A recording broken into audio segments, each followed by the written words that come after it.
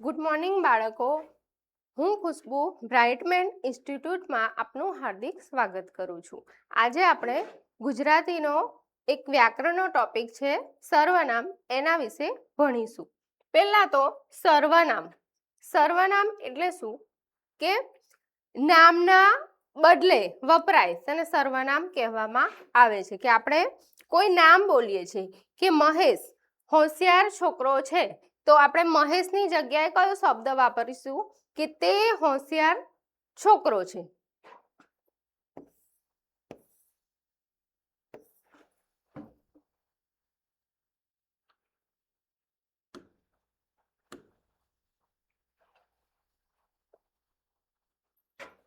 સર્વનામ એટલે શું પહેલા જોઈશું કે જે શબ્દ દરેક નામ માટે વપરાય તેને સર્વનામ કહેવામાં આવે છે. કે જે શબ્દ હોય છે એ દરેક નામ માટે વપરાતો હોય છે એને સર્વનામ કહેવામાં આવે છે. અહીંયા ઉદાહરણ આપેલું છે કે મહેશ રમે છે, તો મહેશ રમે છે પણ આપણે મહેશની જગ્યાએ કયો શબ્દ વાપરીશું કે તે રમે છે.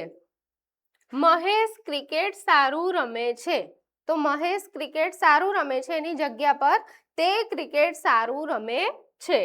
મહેશ બેટિંગ કરે છે, તો મહેશની જગ્યા પર કયો શબ્દ વાપરીશું તે બેટિંગ સારું કરે છે.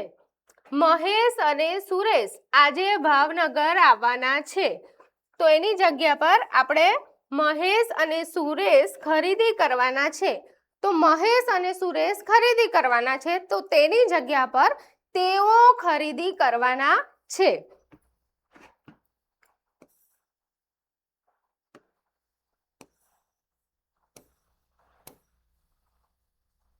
એટલે ટૂંકમાં યાદ રાખવાનું છે કે જે શબ્દ નામના બદલે વપરાતો હોય તેને સર્વનામ કહેવામાં આવે છે. હવે આપણે જોઈશું કે સર્વનામના પ્રકાર. તો સર્વનામના પ્રકાર છે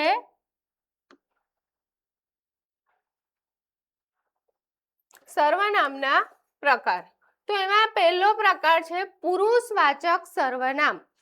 તો પુરુષવાચક સર્વનામ એટલે શું કે કોઈ વ્યક્તિના નામને બદલે, કોઈ વ્યક્તિનું નામ હોય અને એ નામના બદલે અન્ય શબ્દ મૂકીને બોલાતું હોય તેને પુરુષવાચક સર્વનામ કહેવામાં આવે છે. એટલે કે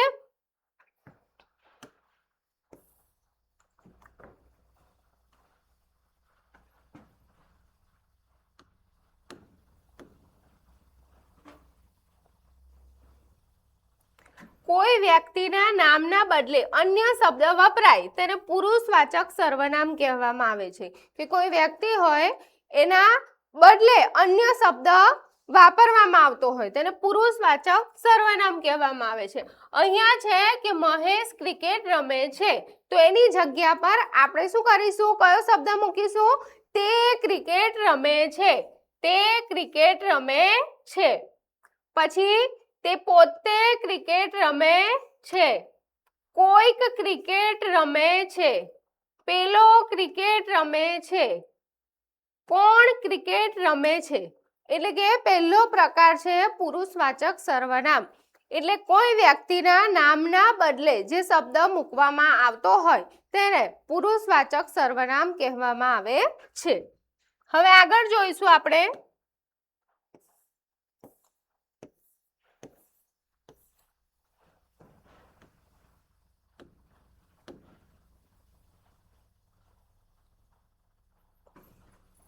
બીજું છે સ્વવાચક સર્વનામ.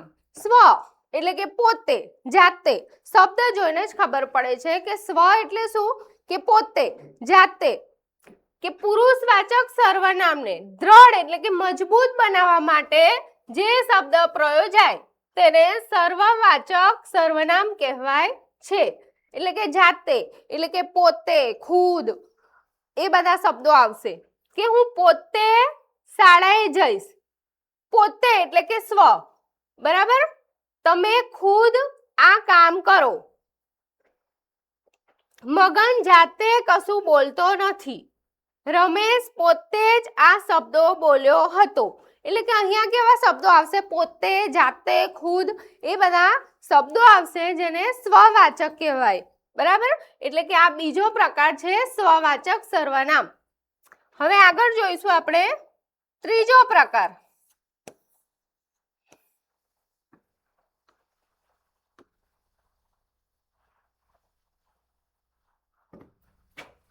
અનિશ્ચયવાચક સર્વનામ.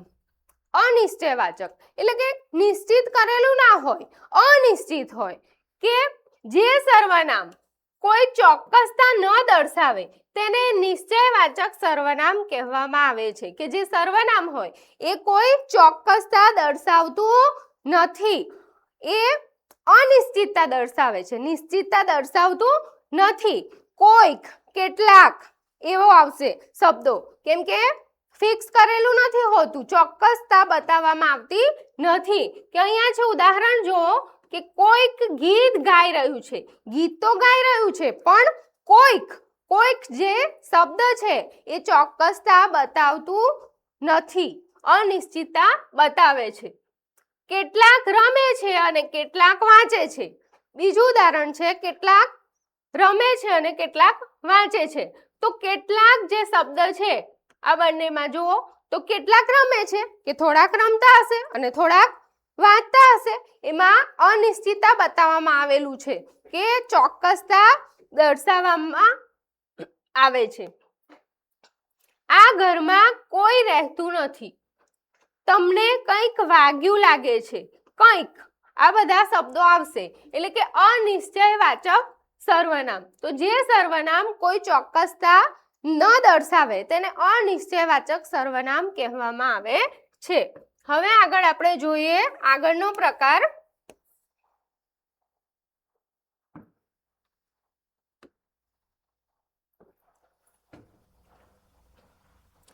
દર્શક સર્વનામ.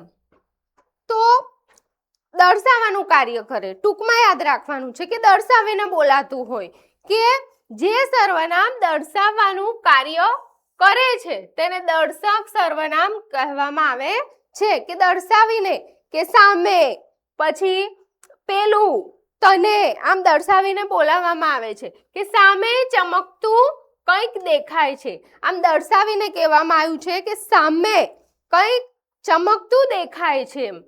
મંદિર પર પેલું શું દેખાય છે, પેલું, એ પણ દર્શાવીને કીધું છે કે મંદિર છે એ પેલું શું જોવાય છે મંદિર પર. તમે કયું પુસ્તક વાંચ્યું, આ કે પેલું. તને કયો મોબાઈલ ગમે છે, આ કે પેલો. એ બધા અહીં જ રહે છે, તેઓ શું કામ કરી રહ્યા છે. આ બધા ઉદાહરણ છે. એટલે કે ટૂંકમાં તમારે યાદ રાખવાનું છે કે જે સર્વનામ દર્શક એટલે કે દર્શાવીને બતાવવામાં આવતું હોય તેને દર્શક સર્વનામ કહેવામાં આવે છે. હવે આગળ જોઈએ આપણે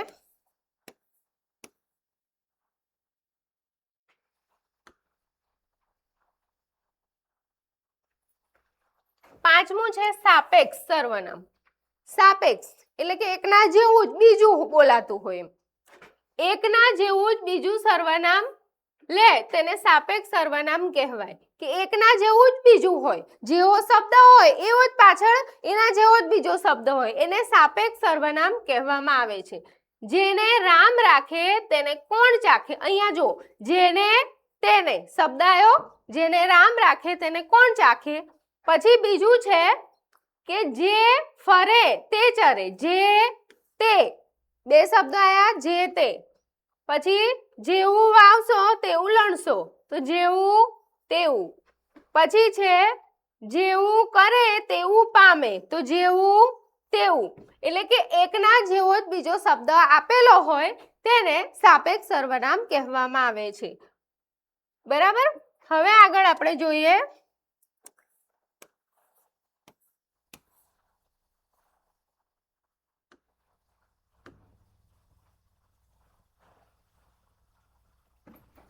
પ્રશ્નવાચક સર્વનામ. બીજો પ્રકાર છે કે જે નામના બદલે પ્રશ્ન પૂછવા માટે વપરાય, કે નામના બદલે પ્રશ્ન પૂછવા માટે વપરાય તેને પ્રશ્નવાચક સર્વનામ કહેવામાં આવે છે. કે જે નામ હોય એના બદલે ને પ્રશ્ન પૂછવા માટે વપરાતું હોય તેને પ્રશ્નવાચક સર્વનામ કહેવામાં આવે છે. અહીંયા ઉદાહરણ છે કે ત્યાં કોણ ઊભું છે, કોણ. પ્રશ્ન થયો, બરાબર, કે કોણ ત્યાં ઊભું છે. પછી છે કોણ ગીત ગાઈ રહ્યું છે, કોણ. પછી તમે ભાવનગર ક્યારે આવવાના છો, તમને શું ભાવે છે, સામે કોણ ઊભું છે, બરાબર. એટલે અહીંયા કોણ, ક્યારે, શું આ બધા પ્રશ્ન પૂછવા માટે વપરાય, તેને પ્રશ્નવાચક સર્વનામ કહેવામાં આવે છે. તો આપણે આ પ્રકારો જોયા, સર્વનામના બધા પ્રકારો આપણે જોયા. હવે આપણે અહીંયા અલગ અલગ ઉદાહરણ છે જોઈશું.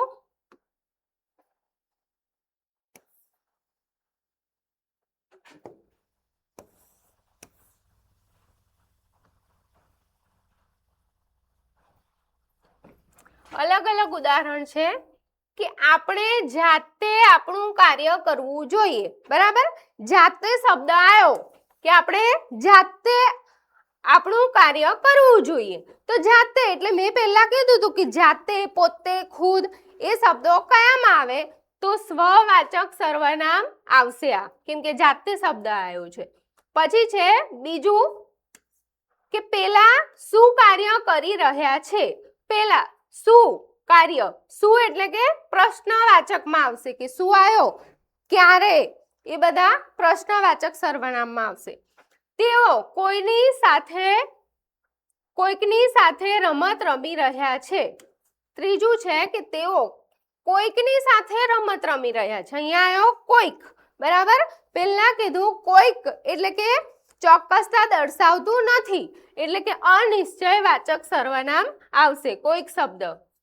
પછી છે કે આજે હું જાતે તેમના ઘરે જઈને તેઓને વાત કરવાનો છું. તો જાતે શબ્દ આવ્યો તો કયું સર્વનામ આવશે, સ્વવાચક સર્વનામ આવશે. પછી છે પાંચમું, તમે પોતે અમારા ઘરે ક્યારે આવશો, પોતે અહીંયા શબ્દો આવ્યો એટલે કે એ પણ સ્વવાચક સર્વનામમાં આવશે. એટલે કે નામના બદલે જે શબ્દ વપરાય તેને સર્વનામ કહેવામાં આવે છે. તો આપણે જોયું સર્વનામની વ્યાખ્યા, સર્વનામના પ્રકારો અને અલગ અલગ ઉદાહરણ આપણે જોયા. આજે આપણે આટલું રાખીશું. Thank you.